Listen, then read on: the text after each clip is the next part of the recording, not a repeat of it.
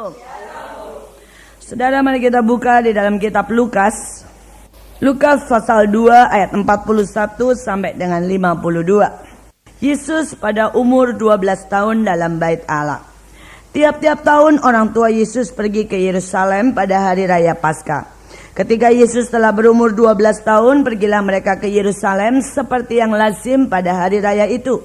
Sehabis hari raya itu, ketika mereka berjalan pulang, tinggallah Yesus di Yerusalem tanpa diketahui orang tuanya. Karena mereka menyangka bahwa dia ada di antara orang-orang seperjalanan mereka. Berjalanlah mereka sehari perjalanan jauhnya, lalu mencari dia di antara kaum keluarga dan kenalan mereka. Karena mereka tidak menemukan dia, kembalilah mereka ke Yerusalem sambil terus mencari dia. Sesudah 3 hari mereka menemukan dia dalam bait Allah. Ia sedang duduk di tengah-tengah alim ulama sambil mendengarkan mereka dan mengajukan pertanyaan-pertanyaan kepada mereka. Dan semua orang yang mendengar dia sangat heran akan kecerdasannya dan segala jawab yang diberikannya. Dan ketika orang tuanya melihat dia, tercenganglah mereka. Lalu kata ibunya kepadanya, "Nak, mengapa engkau berbuat demikian terhadap kami? Bapamu dan aku sangat cemas mencari engkau." Jawabnya kepada mereka, "Mengapa kamu mencari aku? Tidakkah kamu tahu bahwa aku harus berada di dalam rumah Bapakku?" Tetapi mereka tidak mengerti apa yang dikatakannya kepada mereka. Lalu ia pulang bersama-sama mereka ke Nazaret, dan ia tetap hidup dalam asuhan mereka. Dan ibunya menyimpan semua perkara itu di dalam hatinya.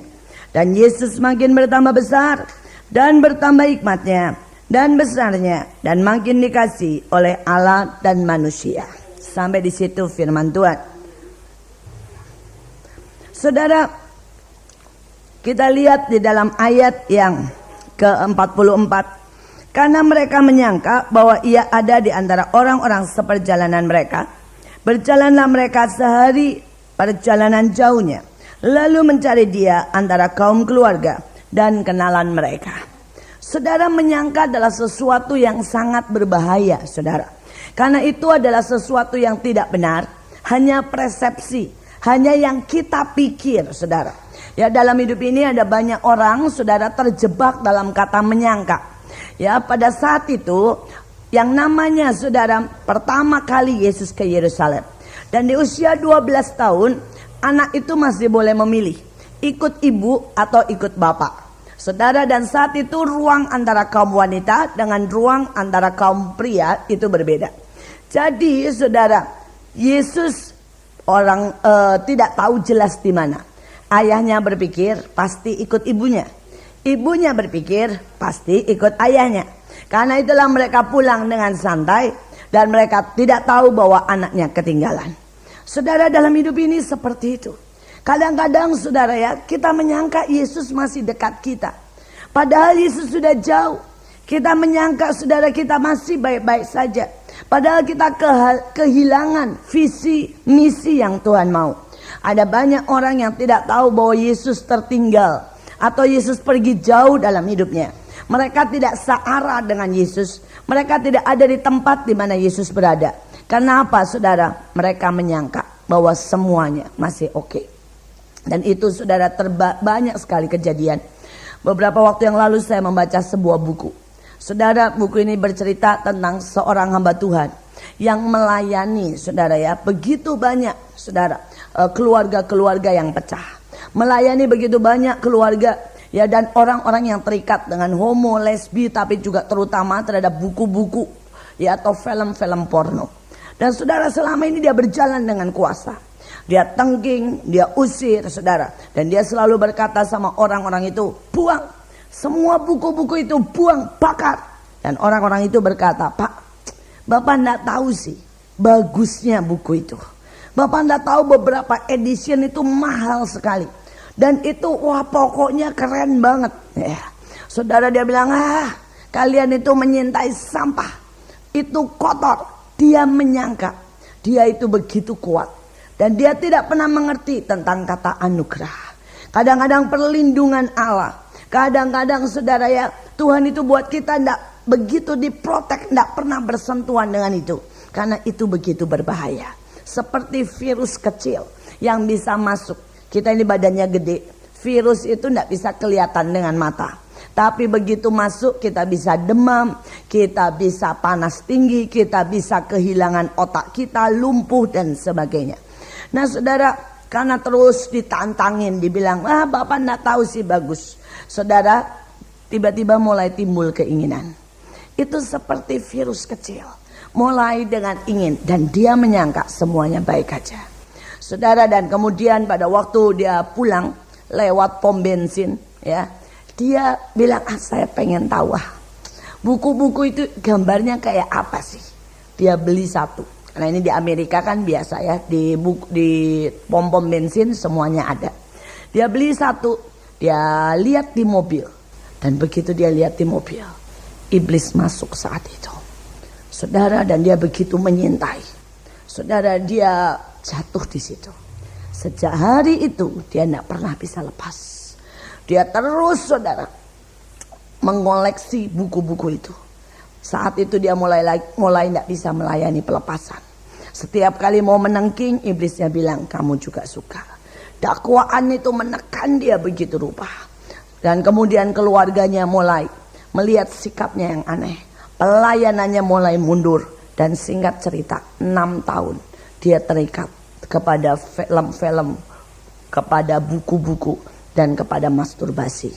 Saudara, tapi puji Tuhan, satu titik akhirnya dia tidak tahan lagi. Dia tidak tahan lagi, dia ngaku di depan jemaat. Dan yang luar biasa, jemaat tidak memaki. Tapi jemaat maju ke depan, mendoakan, melayani pelepasan. Istrinya juga berkata, kenapa sih kamu tidak ngaku dari 6 tahun yang lalu?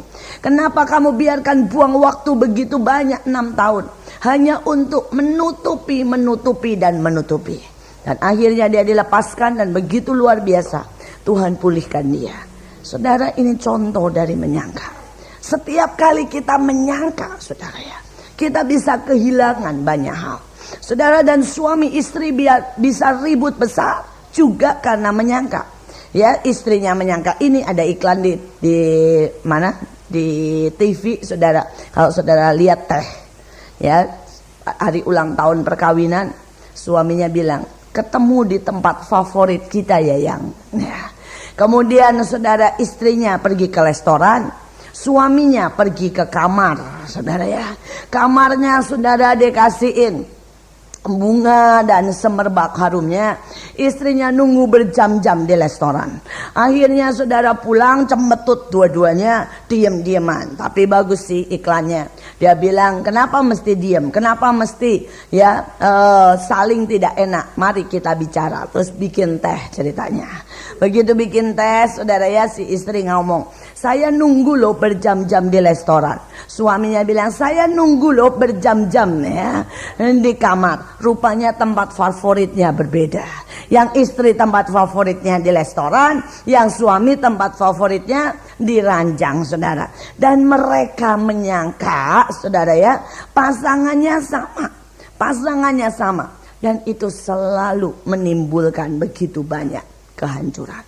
Saudara, ada begitu cerita lucu ataupun cerita yang mengerikan, tapi berawal dari menyangka. Saudara, kalau saudara lihat kerugian yang luar biasa dari bangsa ini adalah di Freeport. Saudara, dan Freeport itu, saudara ya, benar-benar diserahkan bangsa kita. Pada waktu itu, kenapa? Mereka menyangka, saudara. Ya ada sih alamnya, ada sih saudara ya segala macam, tapi tidak pernah tahu berapa nilainya, berapa kekayaannya. Saudara, di mana-mana sebenarnya yang namanya cari emas, cari tembaga, cari perak itu harus gali bawah sekali. Freeport itu gunung, saudara, dan isinya semua emas. Isinya semua bahan-bahan, saudara ya, yang dibutuhkan oleh seluruh dunia. Saudara, maaf kata, Indonesia itu cuma menikmati hampir dibilang kurang dari 1/10 dari hasil yang dibawa ke luar negeri. Saudara, mengerikan. Kenapa kita bisa rugi begitu banyak? Dan sudah saudara terlanjur kontrak, saudara ya, karena menyangka. Tidak pernah dihitung, tidak pernah ada penelitian, saudara. Nah, dalam hidup kita, saudara, jangan sampai kita ini menyangka dan kita kehilangan banyak hal. Saya melihat ada putri-putri, ada remaja-remaja yang berpikir. Mereka menyangka menikah itu adalah wow, surga dunia. Padahal banyak dari mereka begitu menikah neraka dunia. Saudara, menyangka ini mengerikan. Banyak orang tua berkata mereka menyangka menantunya yang kaya itu bisa membahagiakan anaknya. Padahal justru menantunya yang kaya yang menyiksa anaknya. Saudara, calon menantunya yang miskin yang membahagiakan anaknya. Saudara, tidak pernah tahu. Karena itu mari kita sungguh-sungguh berdoa. Supaya Tuhan membukakan banyak hal dan tidak menyangka. Saudara, jangan hidup dari menyangka, tapi mari hidup dari apa yang Tuhan nyatakan. Karena apa yang Tuhan nyatakan itu yang paling benar. Sampai hari ini saya bersyukur karena Allah menuntun, saudara. Orang dulu semua menyangka bahwa kalau Mahanaim itu, saudara, ya, melayani orang miskin, maka berarti, saudara, kita semua akan hidup miskin. Dan ini pelayanan akan berhenti dalam setahun. Karena habis, saudara, ya, tidak punya duit, saudara. Dan siapa yang mau ya melayani orang miskin terus tidak dapat duit, malah keluar duit. Tapi sampai hari ini kami sudah lebih dari 8 tahun. Saudara, kami makin diberkati. Saudara, lihat gedung demi gedung berdiri. Saudara, kami makin, saudara, tiap kali melihat bagaimana penjagaan Tuhan yang luar biasa. Dan saya makin hari makin berkata, wow. Saudara, 2 tahun yang lalu kami pergi ke Israel. Saudara, dan dari kota-kota lain. Kota-kota lain, saudara, dari pelayanan dari kota-kota lain banyak yang daftar. Kami pergi ke Israel hampir 300 orang, tepatnya 270 sekian. Saudara, ya, saudara, pada waktu itu, saudara, kota-kota lain ini melayani dalam tanda kutip orang kaya. Tapi yang ikut tidak banyak. Mahanaim waktu itu yang ikut, saudara, pakai biaya sendiri, berkat yang ajaib, 50 orang lebih. Saudara, tahun ini kami akan pergi ke Patmos. Karena Tuhan suruh kami pergi ke Patmos. Dari kota-kota lain, saudara, yang dalam tanda kutip melayani orang kaya. Saudara juga ikut tapi tidak banyak. Dari Mahanaim yang daftar. Dan saya percaya, saudara, mereka akan Tuhan cukupi dengan luar biasa. 80 lebih. Saudara, saya sedang melihat Tuhan berkata, jangan pernah hidup karena menyangka, tapi hidup karena janjiku. Hidup karena apa yang aku katakan. Hidup karena apa yang aku suruh engkau buat. Maka itu akan berbeda. Saudara, kita lanjutkan. Saudara, setelah itu kita lihat ayat yang ke-46. Sesudah 3 hari mereka menemukan dia dalam bait Allah. Ia sedang duduk di tengah-tengah alim ulama sambil mendengarkan mereka dan mengajukan pertanyaan-pertanyaan kepada mereka. Dan semua orang yang mendengar dia sangat heran akan kecerdasannya dan segala jawab yang diberikannya. Saudara, saya mau kasih statement. Keberhasilan saudara tergantung dari kemampuan saudara mendengar. Ada banyak orang, dia tidak pernah bisa berhasil. Kenapa? Karena dia tidak bisa dengarkan Tuhan. Dia tidak bisa dengarkan pasangannya. Dia tidak bisa dengarkan cerita orang di bawah. Dia tidak bisa dengarkan, saudara, ya, hati dari anak-anaknya. Saudara, saya berdoa supaya semakin hari kita ini semakin melatih pendengaran kita. Ya, kadang-kadang saudara kita berpikir kita sudah anak Tuhan. Dan kita berpikir, saudara, sekali lagi kita menyangka bahwa kita sudah mengerti dan mendengar Tuhan. Kita harus terus mempertajam telinga kita. Karena semakin mempertajam telinga kita, bertanya-tanya terus. Yesus tidak cuma dengar loh, Yesus nanya loh, saudara. Orang Kristen seringkali tidak nanya jelas dengan Tuhan. Tidak nanya detail. Nanya satu kali jualannya banyak, saudara, ya. Dan pada waktu keliru baru bilang, keliru, saudara. Saya belajar, saudara. Pada waktu itu Tuhan tiba-tiba berkata, buat satu pesta, ya, di Jakarta. Saudara, dan kami mulai tanya kapan. Ya, kadang-kadang saya berpikir enak Desember. Desember itu hari di mana semua orang bermood, saudara, ya, buat pesta, buat merayakan Natal dan sebagainya. Tapi Tuhan bilang, enggak. Buat pada waktu 100 tahun kebangkitan. Tuhan, kami berkata 17 saja lah, 17 libur. Tuhan bilang, enggak. Buat 100 tahun kebangkitan. Saudara, dan saya mulai pakai pikiran saya. Saya berkata sama teman-teman, cari tanah yang kosong. Mau di Ancol kayak di mana. Karena tanah yang kosong tuh enak, enggak ribet. Ya punyanya siapa kita pinjem lah. Kita bisa buat apa saja. Tapi kalau saya tanya Tuhan, walaupun saya pengen tanah yang kosong, kamu pengen mana?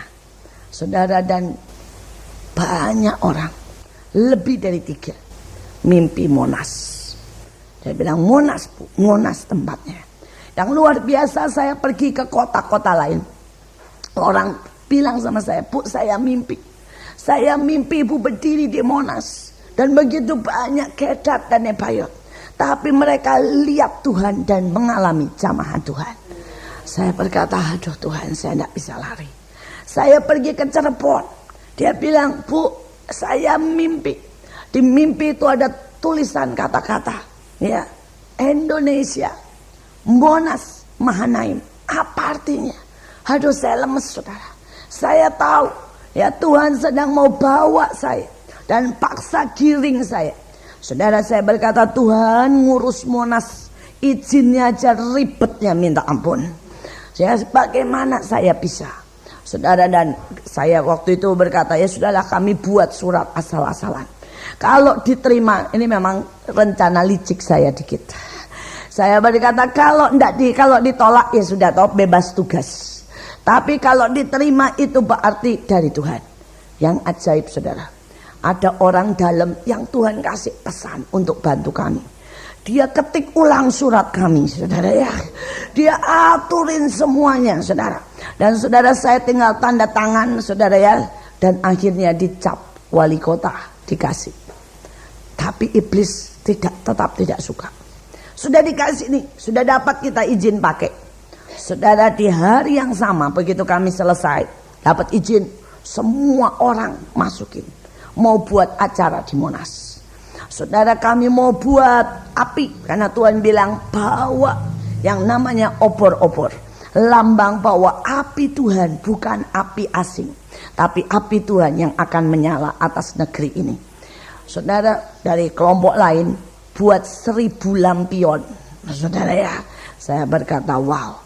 Selalu Tuhan bilang kumpulkan 1000 penari. Dari kelompok lain buat 15.000 penari. Saudara, Tuhan berkata pakai sesuatu ya, lambang kegerakan. Jadi biar anak-anak lari atau apa, lambang kegerakan. Dari bagian motor bilang kami mau buat di Monas lambang kegerakan. Pakai motor besar 300. Saudara, kami berkata Tuhan bilang berkati Monas dengan buat pasar murah. Kalau Monas itu lambangnya uang, dan bangsa kita itu hampir semua terikat sama uang. Ya, semua hidupnya fokusnya duit. Jakarta itu identik dengan duit saudara. Orang datang buat cari duit. Tuhan bilang balik keadaan supaya bangsa ini tahu arti memberkati. Pada hari itu sebar.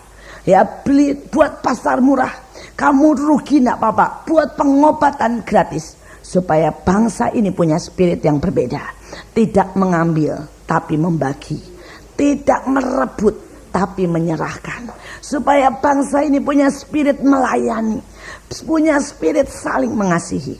Saudara, dan pada waktu kami buat begitu, mereka juga bilang kami juga mau buat pasar murah. Saudara, pemerintah cukup bingung. Mereka bingung karena tidak ada yang mau ngalah. Walaupun sudah dibilang bahwa kami yang sudah dapat haknya tanggal 20 tetap tidak mau ngalah. Tapi Tuhan itu baik. Tuhan bilang begini, jangan ribut, jangan ribut. Ya. Tuhan bilang awali bukan dengan keributan, tapi awali dengan kasih dan ngalah. Dan Tuhan bilang mundur, kalian yang mundur. Jadi kami buat tanggal 17 Mei. Dengan ini saya juga undang semua saudara. Kalau saudara bisa datang tanggal 17 Mei mulai dari jam 4 saudara bisa datang. Saudara mau belanja juga bisa. Ada pengobatan gratis juga dari pagi. Kalau pengobatan gratis jam 9 pagi. Ya, saudara bisa datang. Dan saya percaya pada waktu saudara datang dan bawa teman-teman, bawa orang-orang, mereka akan mengalami lawatan Tuhan dan jamahan Tuhan. Ya, setiap dari kita janji Tuhan bahwa bangsa ini akan dilahirkan dalam satu hari. Saudara, kadang-kadang kita tidak tahu. Ya, kadang-kadang jelas cara Tuhan tidak seperti yang kita mau. Ya, banyak kali saudara, saya harus ajukan pertanyaan. Saya harus berkata walaupun Tuhan bilang adakan, Saya tidak berani berkata, oke, saya mau buat begini. Enggak. Saya harus tanyakan, Tuhan, kau mau apa? Tuhan berkata, aku mau ada obor. Aku mau ya ada penari yang membalikan keadaan. Aku mau ada anak-anak yang lari. Aku mau bahwa ada doa kesembuhan. Tuhan yang bicara. Saya berdoa supaya kita dengarkan Tuhan. Kalau tidak ngerti, tanya detailnya. Karena Tuhan itu kadang-kadang kalau ngomong sepotong. Kenapa dia ngomong sepotong? Kalau diomongin sekaligus banyak, kita tidak mudeng. Jadi Tuhan itu maunya dia ngomong sepotong, kita nanya. Sepotong dikerjain, nanya lagi. Sepotong dikerjain, nanya lagi. Supaya akhirnya kita menyelesaikan dengan sempurna. Tapi banyak anak Tuhan, sepotong dikasih tahu, jalan lari terus. Jadi salah kaprah, saudara. Karena itu saya berkata, dengar ya. Dengar dan tanya. Dengar dan tanya. Kadang-kadang ada banyak hal dalam hidup ini, saudara. Kita harus benar-benar dengar dan tanya. Terus bertanya-tanya. Bertanya-tanya ya. Secara manusia saya tidak mau adakan di Monas, sungguh saudara. Secara manusia saya berkata, Tuhan sungguh deh. Ini ngabisin duit ya. Ini repotnya setengah mati. Saudara, enak itu di lapangan terbuka ada tempat parkirnya. Ini kita harus melobi semua gedung saudara untuk pinjam tempat parkirnya. Saudara, dan ini repotnya saudara, mengerikan. Tapi saya mau belajar taat untuk melakukan dengar-dengaran. Saya berdoa supaya hari-hari ini saudara dukung doa, tapi lebih lagi dalam hidup kita dengar-dengaran. Kalau kita belajar dengar-dengaran, langkah demi langkah, maka kita akan lihat kemenangan.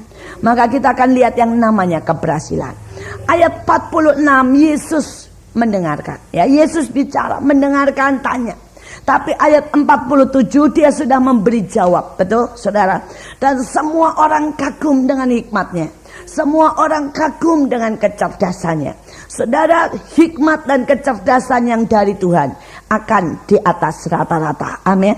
Saudara tidak peduli dimanapun. Saudara dagang. Saudara bisnis. Saudara mungkin ada di komputer. Saudara mungkin ada saudara di tari-tarian. Saudara, kalau saudara belajar mendengarkan Tuhan, saudara akan di atas rata-rata. Tapi kalau saudara tidak mendengarkan Tuhan, saudara akan di bawah.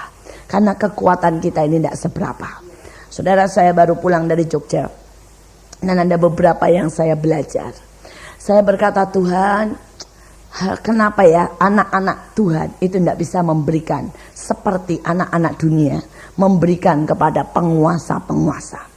Saudara, saya ke keraton, diajak ke keraton dan saya lihat keraton.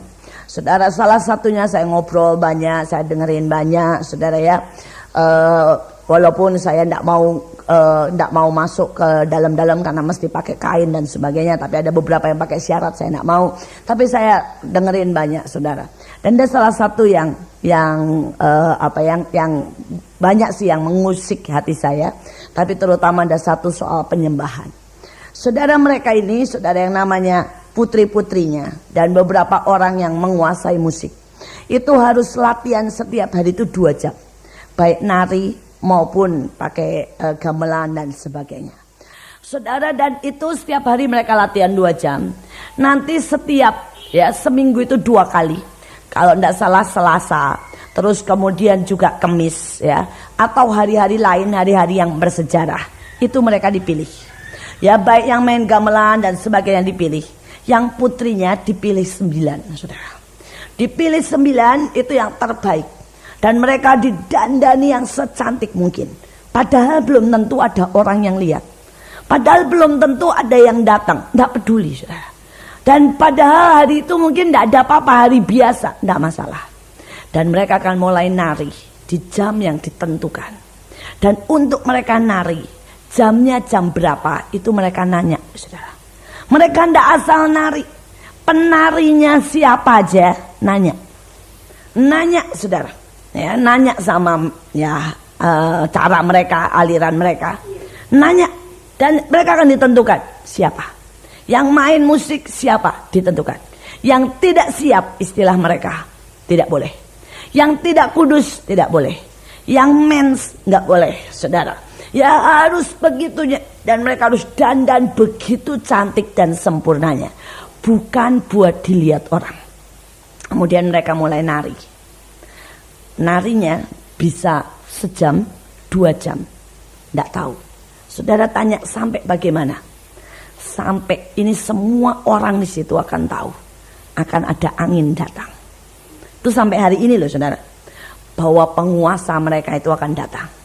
Setelah angin datang, seluruh keraton akan mencium bau. Bau bunga melati, bunga sekaten, saudara ya. Mencium bau itu. Tanda bahwa spirit ini datang. Dan yang lebih lagi, sampai hari ini loh saudara. Saya berkata bangsa ini benar-benar. Bangsa yang benar-benar dekat sama spiritual. Dalam arah apapun, saudara ya. Saudara, dan setelah itu, nanti di puncaknya, penarinya 9 itu harus membuka karena akan ada satu yang datang dan semua orang bisa lihat penarinya jadi 10 saudara, dan mereka akan nari. Begitu nanti penari yang ke-10 ini hilang, selesai, artinya penyembahan mereka diterima. Pernah enggak kita mempersiapkan penyembahan sampai seperti itu? Buat saya itu mengusik hati saya. Kenapa yang mereka bisa berikan kepada Tuhan mereka sebegitu indahnya. Mempersiapkan tiap hari 2 jam. Bukan buat show, bukan. Cuma buat Tuhan mereka. Ya ditunjuk saudara. Tanya waktunya, tanya orangnya. Kita tidak pernah begitu kan. Siapa saja boleh melayani. Pokoknya kelihatannya oke. Saya hari-hari ini banyak melayani, saudara, banyak konseling sama maaf kata pemusik dan WL. Dan ini bukan orang-orang biasa, ini orang-orang yang cukup terkenal.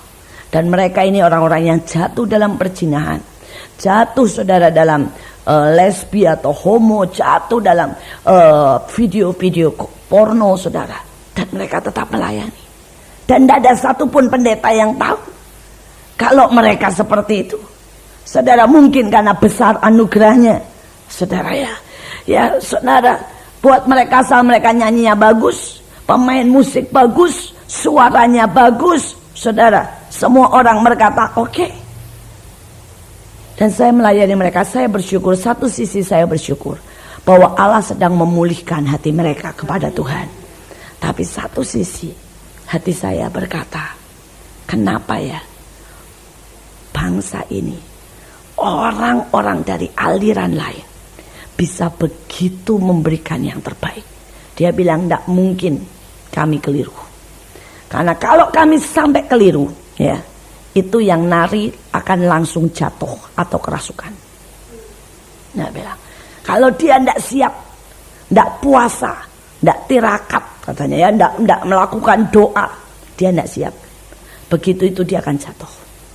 Dia bilang hanya yang siap yang bisa nari sama-sama dengan roh ini, spirit ini. Hati saya berkata, Tuhan, bukankah Alkitab berkata hanya mereka yang kudus, yang tangannya melakukan hal yang benar, yang berdiri di gunungnya yang kudus. Tapi kita tidak pernah tanya, kita tidak sungguh-sungguh, kita tidak latihan dan memberikan yang the best. Ya kita juga sudah punya program, pokoknya nari nyembah Tuhan setengah jam selesai. Mereka enggak. Mereka nari terus sejam 2 jam, pokoknya sampai datang. Pernah enggak kita memberikan ke Tuhan dan bertekad, aku akan sembah Engkau terus sampai Engkau datang. Sampai semua orang lihat. Sampai orang yang bahkan enggak pernah percaya pun akan merasakan bahwa hadirat-Mu ada. Buat saya itu tantangan. Saudara saya, buat saya ini sebuah pembelajaran. Betapa Tuhan ingin menyatakan dirinya. Bukankah pada waktu awal, pada waktu pertama kali pencurahan Roh Kudus, murid-murid semua menyiapkan diri 10 hari, betul?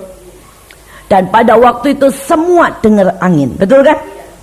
Jadi ini angin, jangan dibilang kalau kita berdoa gitu ya, terus dengar angin, wah iblis, kita niru iblis, salah lagi.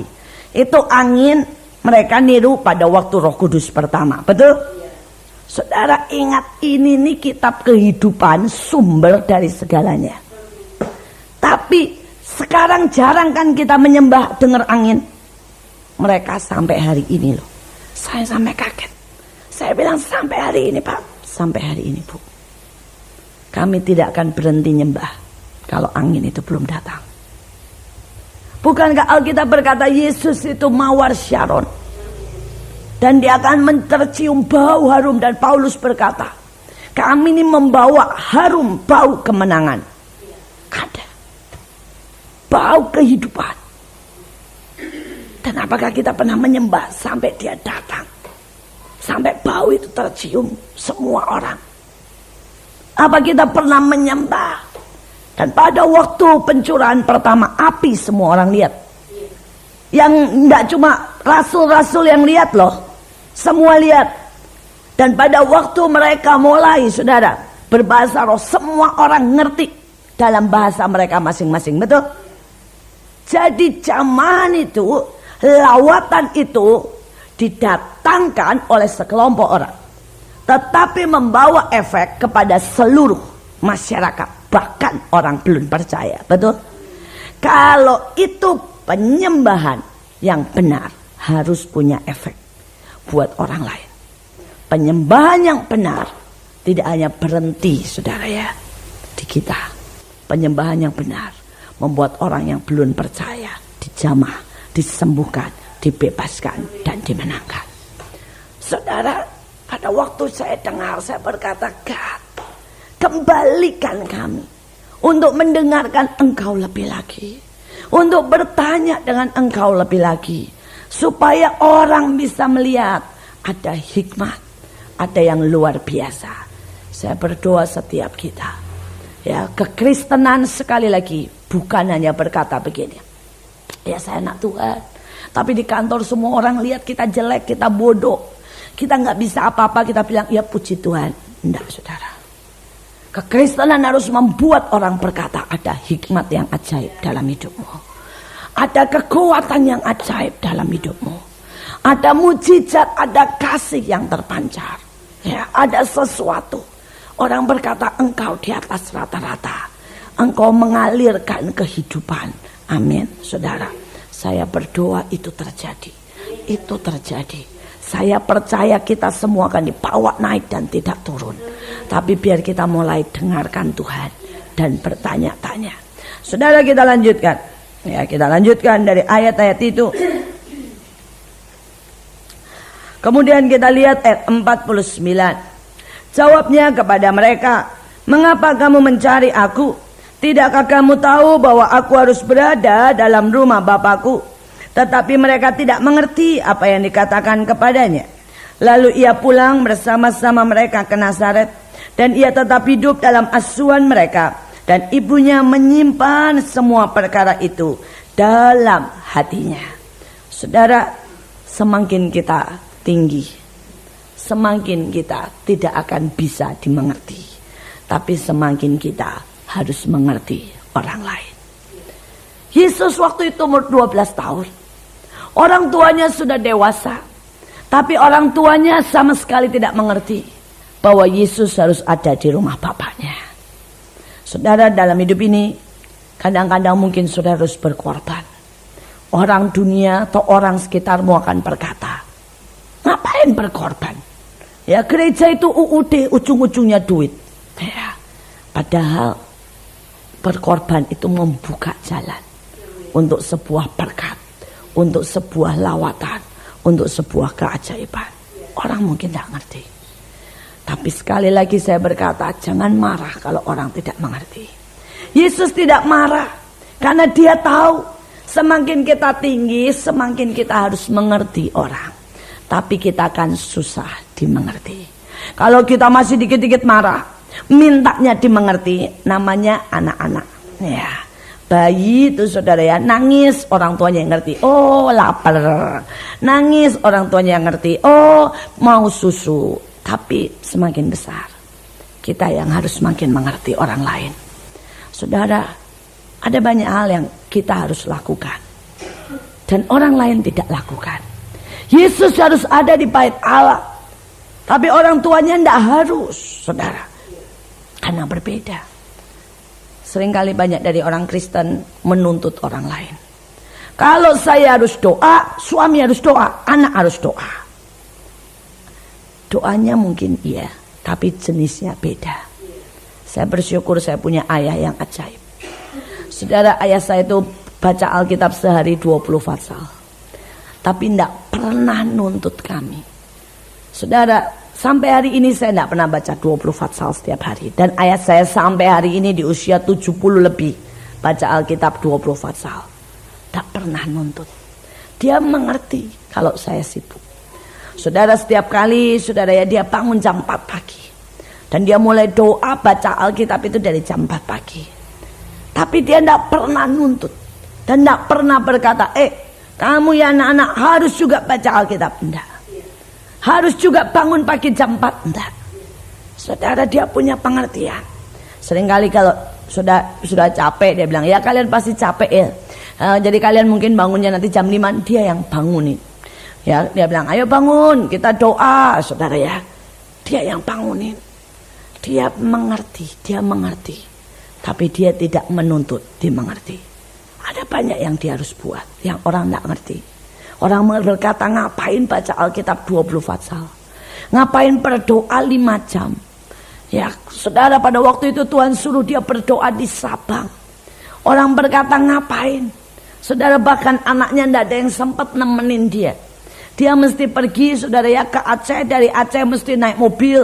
Dari naik mobil mesti naik ferry. Dari naik ferry naik mobil lagi, saudara ya. Sampai di Sabang dia cuma berdoa 15 menit pulang lagi. Orang berkata, ngapain? Ya. Kenapa tidak berdoa dari Bandung saja? Tidak usah capek. Tapi sebenarnya orang Kristen begitu itu karena males. Loh, Yesus kalau berdoa selalu naik gunung loh, betul? Malam dan pagi pun naik gunung kan? Kenapa? Kenapa tidak Yesus berkata, saya berdoa dari sini, toh semuanya sama saja. Saudara, Musa perlu naik gunung 40 hari 40 malam. Elia perlu naik gunung, saudara, betul? Hanya untuk ketemu dengan angin sepoi-sepoi, betul? Dan apakah Tuhan tidak bisa bicara pada waktu di bawah? Bisa. Tapi ada hal-hal yang harus dilakukan. Dan seringkali kita orang Kristen karena malas berkata, Tuhan kan bisa di mana-mana. Dan kita bahkan mungkin merendahkan, menganggap enteng orang-orang yang punya keberanian untuk melakukan yang Tuhan mau. Tapi saya berdoa, tidak usah ribut. Tapi kita mau belajar mengerti orang lain. Tapi bagi saudara yang dewasa, bagi saudara yang sudah mengerti, lakukan apa yang Tuhan suruh, walau orang lain tidak mengerti. Dan tidak perlu kembar-kembor. Lakukan kalau Tuhan berkata kelilingi kota. Lakukan kalau Tuhan berkata urapi kota. Lakukan kalau Tuhan berkata doa puasa. Lakukan kalau Tuhan berkata jangan kasih 10%, kasih 25%. Lakukan kalau Tuhan berkata bangun jam 4 pagi. Lakukan kalau Tuhan berkata berdiri, ya, dan kemudian ambil berkatku. Menyembah sampai aku datang. Lakukan. Tapi jangan tuntut orang lain. Jangan tuntut orang lain. Jangan marah kalau tidak mengerti. Tapi saya berdoa, roh pengertian akan diturunkan. Dan akan ada banyak anak Tuhan yang melakukan dalam ketepatan. Saudara, yang terakhir, saudara, Yesus tetap tunduk. Ya. Yesus tetap tunduk walaupun orang tuanya jelas lebih tidak mengerti dari dia. Betul, saudara ya? Orang tuanya jelas bukan siapa-siapa. Tapi akibat dari penundukannya selama 30 tahun adalah ayat 52. Dan Yesus makin bertambah besar dan bertambah hikmatnya dan besarnya, makin dikasihi oleh Allah dan manusia. Saudara, penundukan, ketaatan, ya, itu membawa kita makin besar, makin berhikmat, makin dikasihi oleh Tuhan dan manusia. Saudara, seringkali orang berkata, ya saya ini sudah kuat, karena itu saya bisa melakukan apa saja, orang yang harus nurut saya. Tapi Alkitab tidak seperti itu. Alkitab berkata, siapa yang mau jadi besar, dia harus jadi yang makin kecil. Siapa yang mau jadi pemimpin, dia harus jadi pelayan. Penundukan diri, kehambaan, melayani, ketaatan, itu kunci untuk jadi besar. Saya berdoa ini terus masuk. Ya, walaupun gampang untuk diucapkan, tidak pernah gampang untuk saudara dilakukan. Kadang-kadang saya berpikir, enak ya kalau jadi pemimpin nyuruh ini nyuruh itu, saudara. Tapi kalau jadi pemimpin yang melayani, ya, yang ngonseling, doain, ikut bangun pagi, kan enak kalau misalnya begini. Kalian doa pagi, saya tidur, enak kan, saudara ya. Tapi saya belajar dari ayah saya. Kalau saudara dia suruh kami bangun pagi, dia bangun 1 jam 2 jam lebih pagi. Kalau saudara ya dia suruh kami saudara untuk berpuasa, dia juga berpuasa lebih dari kami.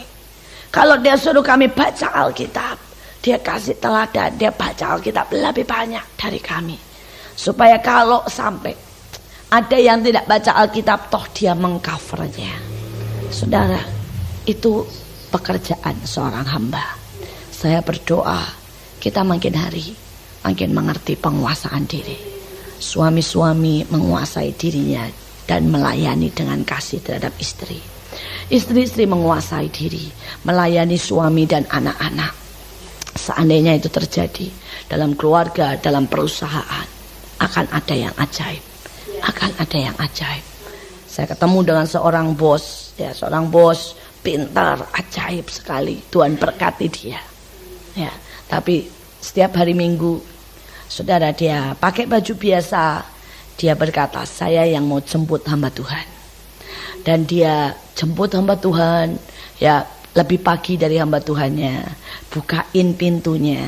Ya, kalau bawa koper, dia angkutin kopernya. Dia ambilin makanannya. Dan saya tanya sama dia, Pak, ya, kenapa sih repot-repot Bapak yang jemput? Kenapa ndak kirim sopir aja? Gampang toh. Ya. Dia berkata, Bu, kirim sopir gampang, tapi ndak pernah melatih jiwa kehambaan, pelayanan. Dan nanti yang dapat berkat sopir saya, bukan saya, katanya ya. Tapi setiap kali saya melayani, saya rasakan selalu ada yang mengalir.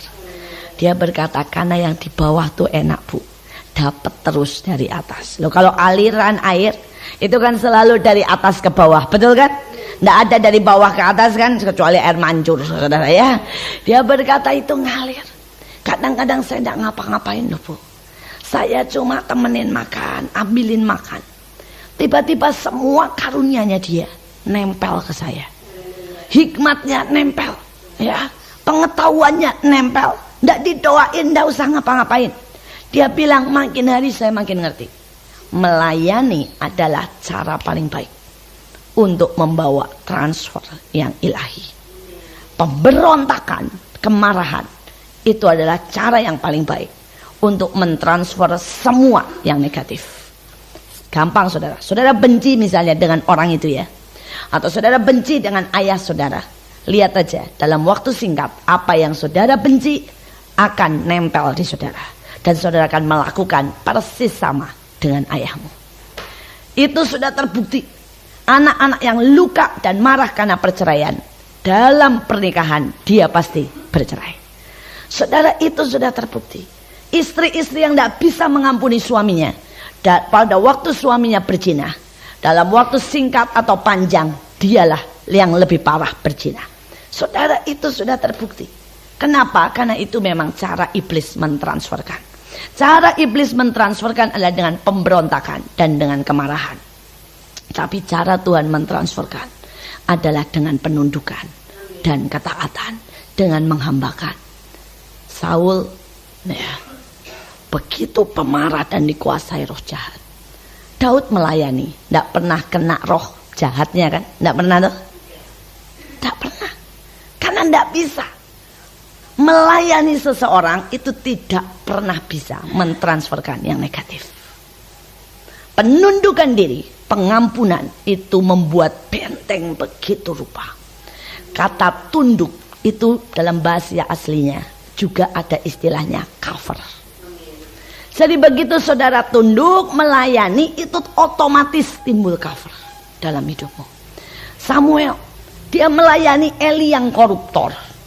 Nggak koruptor toh dia tuh. Nggak ada sifat Eli yang jelek turun toh. Nggak ada. Nggak ada. Saudara kalau saudara belajar ini, saudara akan ngerti. Saya berdoa dalam hidup ini makin melayani, makin mengasihi, makin menghormati. Maka itu akan jadi cover. Yang baik ngalir, yang tidak baik tertolak otomatis. Mari kita berdoa. Kami bersyukur karena Engkau baik buat hidup kami. Hamba berdoa supaya setiap kami menangkap yang Engkau mau. Dan hidup kami bertambah indah dan makin menyenangkan Tuhan dan manusia. Tuhan, hamba berdoa setiap kami punya karunia mendengar. Setiap kami punya karunia untuk tunduk dan melayani. Setiap kami Tuhan bisa semakin hari berjalan dalam ketepatan-Mu dan tidak menyangka. Dalam nama Yesus kami berdoa. Amin.